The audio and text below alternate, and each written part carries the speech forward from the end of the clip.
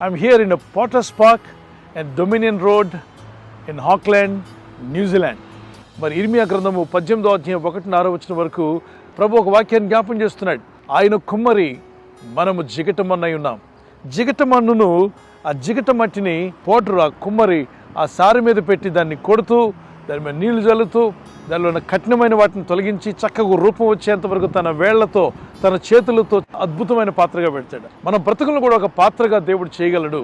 ఎప్పుడైతే దేవునికి నువ్వు ఒబే అవుతావో, దేవుని మాటలకు లోబడతావో, దేవుని విశ్వాసం ఉంచి ప్రార్థన చేయడం ప్రారంభిస్తావో, అయ్యా నువ్వు నా కుమ్మరివి, నేను నీ చేతిలో జిగటం అన్నాయి ఉన్నాను, నన్ను నీకు ఇష్టమైన పాత్రగా చేయి ప్రభువా.